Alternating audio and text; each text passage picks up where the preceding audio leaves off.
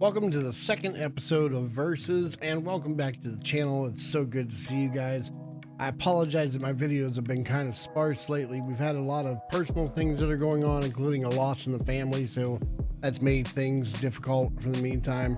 But I'm here right now, and we're going to be talking about the two main topics when it comes to new survival games that have come out, which is which one should you buy, PalWorld or Enshrouded? For those of you who are new to the channel, my name is Gummerak. I am a variety streamer over on Twitch, and I like to cover games so you get a chance to take a look at them to make up your mind on whether you want to purchase them or not. But before we go any further, obviously I'm going to point you guys to the buttons. Hit that subscription button, hit the bell notification to know when I put up a new video. We're at 987 subs of the 1,000 goal that we're trying to hit, and I want to thank you guys very much for your support for the channel lately, considering how slow things have been, and yet you're still here to watch the video. Thank you very much for your interest and for your community support. I don't have much footage of the two games. I have some footage from my friend Impossible Zulu 7 and from PalWorld, and I have some footage of mine from Enshrouded. But I've chosen to go with the actual trailers, and then I'm just going to talk over them. So the talking points aren't going to line up with the video footage that you have up above. Reason being, I've tried to convert the video files into something that DaVinci Resolve can use for like 3 days, and I continue to have problems with it. So because of that, we're just going to look at the trailers and I'm going to talk over them. So what exactly are we looking at here that is so different between the two of each other? That's really the question that we're going to be looking at tonight, because they're both exactly open world survival base building crafting games. Taking a look at the trailer above, you're going to notice pretty quickly some similarities to another product that's out on the market. Sadly, that comparison is pretty much made by anyone that's in the influencer space, because even the company that protects that IP hasn't even filed anything, short of putting out a Twitter post that says, "We'll look into it," which was a polite way of telling everyone to please shut up and stop sending us messages. We know the game exists. The aforementioned similarities pretty much get drowned out really quickly after you notice how the game is played. Outside of its aesthetic art style, the game has a pretty weird twist on the way that monster hunting and base building goes. So much of a twist that it sold 8 million copies in its first week, and is one of 3 games on Steam that's ever had a 2 million concurrent player base. After the honeymoon phase is starting to wear off and some of the bugs and issues that have been plaguing the game have become very prevalent when it comes to its netcode and especially pathing for the creatures inside of the game. Those numbers have dwindled down a little bit, but still holding the top 10 spot for just Steam numbers alone.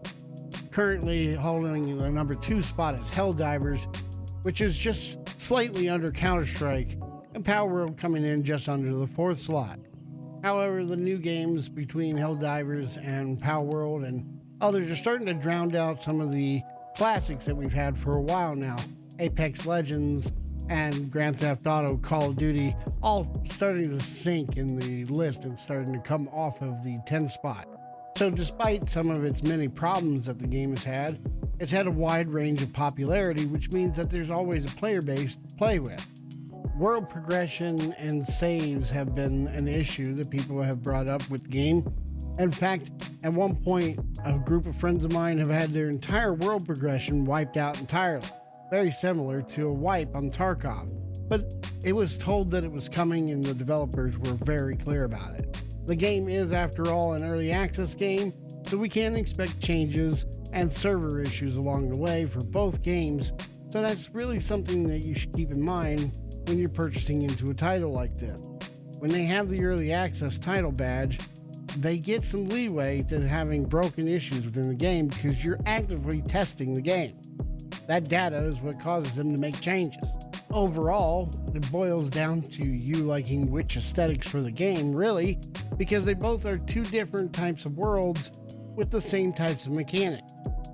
So when you look at PalWorld, you're looking at a monster hunter game crossed with Fortnite and giving you the tools to almost every single type of survival game you've ever played up until this point. However, don't let the aesthetics for PalWorld fool you. This is no child's game. You can actively shoot and kill things inside of the game and enslave human beings and monsters and make them do your bidding, and what is very comparative to forced labor.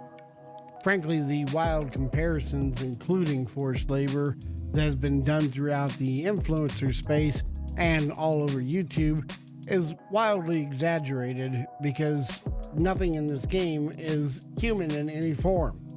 It really is just a monster hunter, coded in a level of violence that has not been seen in the type of monster collector type games you have seen in the past. Enshrouded, on the other hand, brings forth a level of violence and understanding that you've known for a while because its aesthetic is a medieval one. You have to face the undead and magic and things that are completely unexplainable by science. You're a flameborn that's been brought back to life and either to save the world that was caused by previous flameborns who have gotten so greedy that it caused an enshrouding all over the planet. However, that's about as far as the storyline goes because it's more world building than it is actual storyline. You do get NPCs, which is not something you get with PalWorld. They give you tasks or quests to do that tell you to go from one spot to the next. And luckily, Enshrouded has a very large map, not exactly what I would call Skyrim level, but it will make you feel that way because there is a ton of shit to do in this game. While both games have had their issues and certainly their bugs and crashes throughout the early access period, there has been considerably less bugs with Enshrouded than my friends have reported to me when they have been playing PalWorld and have noticed extremely large issues ranging from world saving down to constant crashing. However, both games are currently being actively developed and in early access, and the developers are actually listening to their player base, so there's constant changes that are being made. So some of the things that I pointed out that people have had issues with are just what I've heard from launch day, may not be prevalent right now.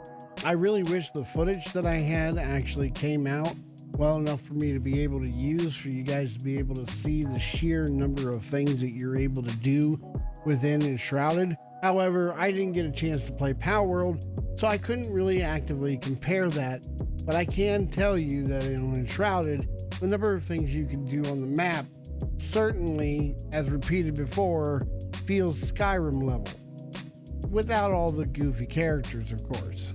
While my experience is completely limited to the fact that I've only played Enshrouded, I can honestly tell you that there's no way that you have a 2 million player base on launch and then continue to have between 300 and 400,000 players on a regular basis if your game is utter shit.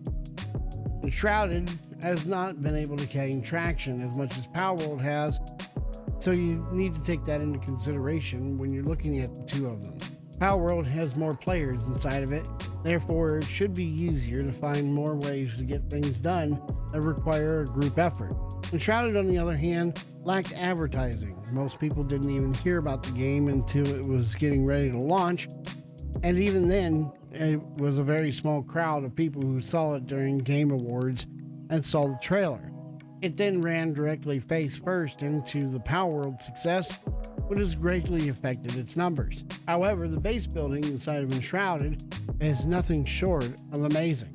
So much so that the developers even fly by people's houses on public-owned servers and record them or have them submitted to them and put them in videos on their own YouTube page and website.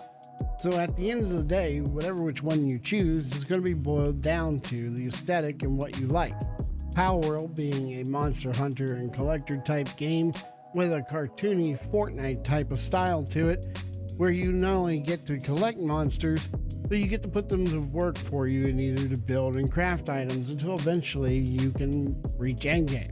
Enshrouded is your Skyrim type fantasy game that has mechanics in it that allow you to do fantastic voxel base building. It has a small world building linear line, which also has its own default in the fact that once you play through it once, it will always be the same as it's not procedurally generated. Both games falling in at exactly the $29 mark, so sub $30, you will get loads of hours out of both games, and it really boils down to, once again, the aesthetic that you choose to pick, because that is going to be the only real difference between the two, as it has a lot of the same mechanics in almost every base building game. The difference comes in the quality of which you're able to do. If you're really into base building, Enshrouded's going to be your pick. I hope you guys enjoyed the video. This has been another version of Versus for you guys. I'm hoping to get more of these out. I've been working on the intro quite a bit. I hope you guys enjoy the intro. I've made a whole new project set aside for it. So if you guys like what you heard today, give me the comments on either the video down below. Hit that thumbs up or thumbs down button. It greatly helps the channel. And if you've been playing PalWorld, tell me some of your experiences down below, or Enshrouded, tell me your experiences down below. I'd love to hear from you guys. Here's until the next video. Remember to tell your loved ones you love them often. Peace.